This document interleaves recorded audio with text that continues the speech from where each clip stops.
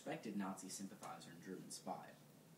Now, JFK was doing intelligence work in Washington, but when it became known that he was traipsing around with Inga, who he knew affectionately as Inga Binga, he was transferred to Charleston, South Carolina, naval base there, doing intelligence work. Just light intelligence, though. They didn't really trust him. J. Edgar Hoover had him under surveillance.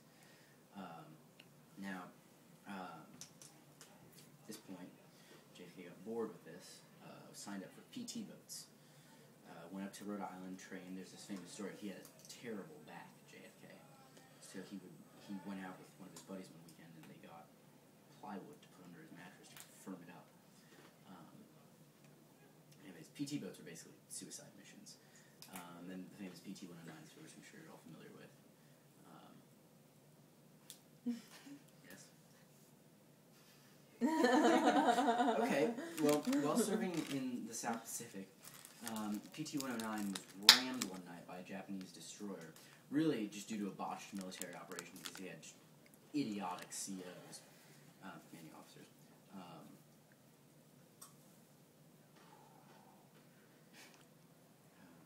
Commanding officer. Rammed, yes. So, 2 of his men died when the boat was rammed. He broke a bone in his back, I believe, when he was thrown against the wall of the boat in the shock. Swam half a mile to shore, clutching the straps of a man's pack in his teeth, saved his life. Got 11 of his crew members on shore, survived for a few days there on cocoa nuts and whatever they could scrounge, finally found a native. He scrawled the famous coconut. You know, you're familiar with the coconut? Uh-huh. Yes? Yeah? No. He scrawled a message on a coconut, like 11 alive, native knows post, JFK. Later had it shellacked, I believe is the word, and kept it on his presidential desk. He received some commendations for his actions, which he never felt he deserved, because he said, it was all inadvertent, you know, I didn't mean to, they just sank my boat. Hospital corners. A reporter once asked him, how'd you become a war hero? And he said, well, they sank my boat. You know, he regretted it to that day because 2 men died. Not as a result of any of his actions or decisions, but because of his CEOs. Anyway,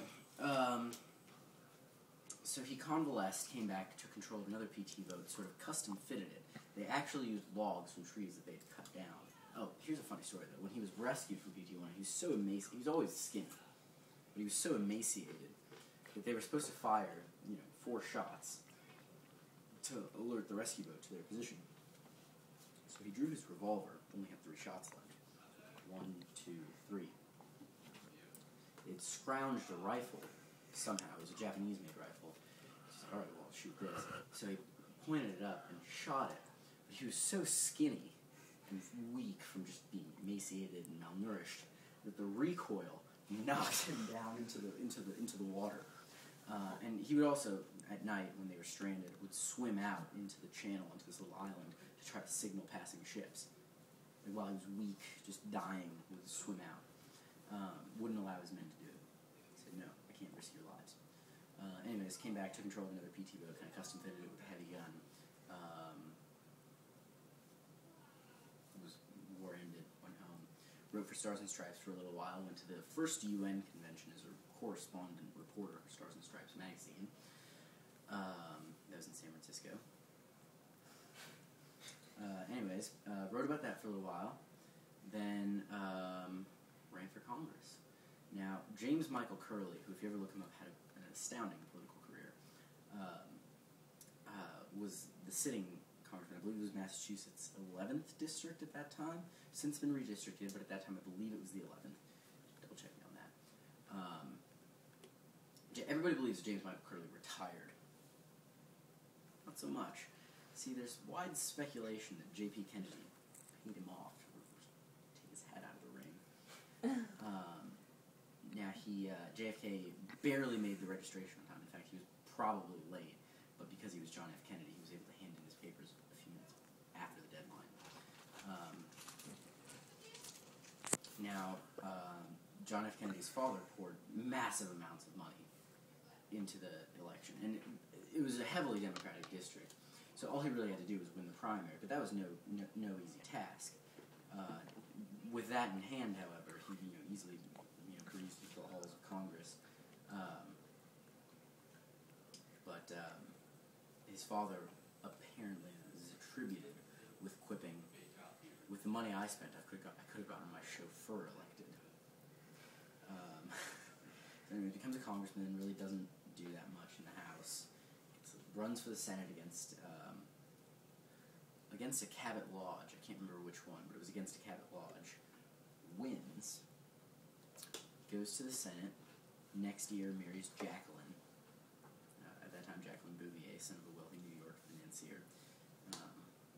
Elizabeth's from New York, so I'm pointing. Giving credit where it's due.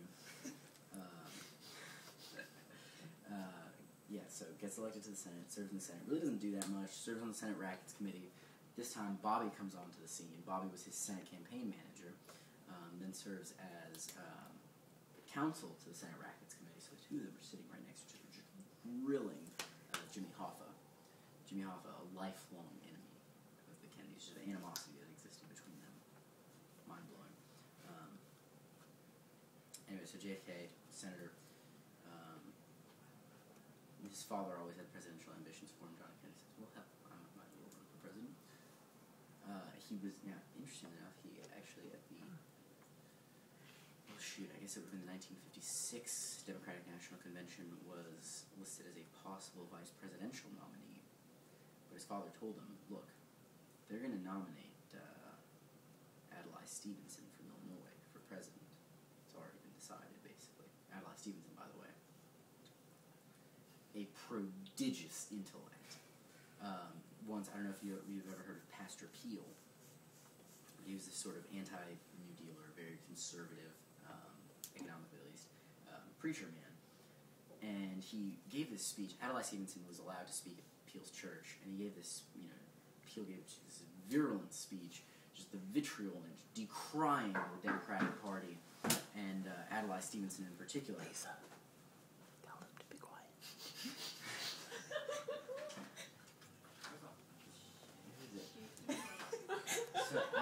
So Adlai Stevenson gets up in front of this giant crowd and says, "Well, speaking as a Christian, let me say that I find the Apostle Paul appealing and the Apostle Peel appalling." I'm going to say that again so y'all get it.